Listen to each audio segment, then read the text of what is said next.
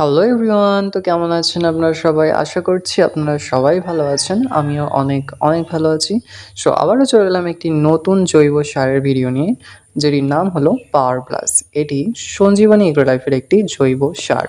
Power plus হচ্ছে একটি ১০০% জৈব একটি সার, যা humic acid, ফলবিক acid, amino acid এবং নাইট্রোবেনজিন সমৃদ্ধ একটি সার। এটি উদ্ভিদের ভালো ফলনের জন্য অতিরিক্ত পরিমাণে শক্তি প্রদান করে থাকে, যা ফুল ঝরে যাওয়া, ফুল না দাঁড়ানো এই সমস্ত ক্ষেত্রেও কাজ করে থাকে। যেমন অনেক উদ্ভিদে ফুল কম আসে, সেক্ষেত্রেও এটি ব্যবহারের ফলে অতিরিক্ত ফুল আসতে দেখা গিয়েছে।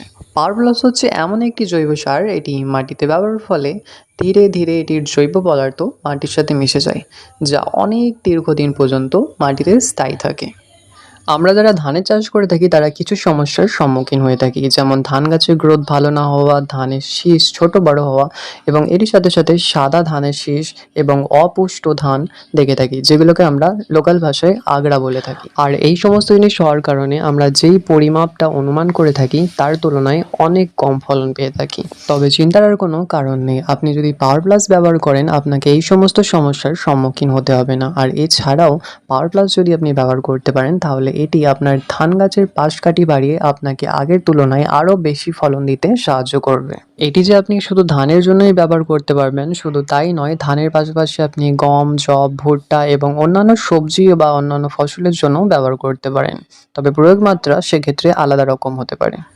প্রয়োগ মাত্রা বা ব্যবহার পদ্ধতি, তো এটি কিভাবে ব্যবহার করা যেতে পারে?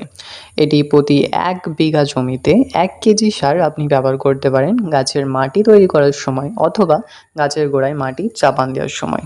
আর আপনার যদি ছোট অল্প গাছ থাকে সেক্ষেত্রে আপনি মাপ অনুযায়ী অল্প করে সেই গাছটির গোড়াতে ব্যবহার করতে পারেন। আশা করছি আপনাদের পাওয়ার প্লাসের কার্যকারিতা খুব ভালোভাবে বোঝাতে পেরেছি। আপনি যদি ভালো একটি জৈব সারের সন্ধানে থাকেন তাহলে এটি আপনার ১ নম্বর চয়েস হতে চলেছে, কারণ এটির ফলাফল সত্যি অসাধারণ।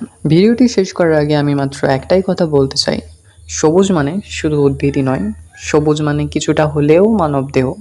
তাই এটি যদি আমরা শুদ্ধ জৈব দ্বারা গড়তে পারি তাহলে সেটির মান হবে অতুলনীয়। একটি জীবন সবুজ বাছুন, ভালো থাকুন আর ভালো রাখুন। দেখা হচ্ছে আবার একটি নতুন ভিডিওতে।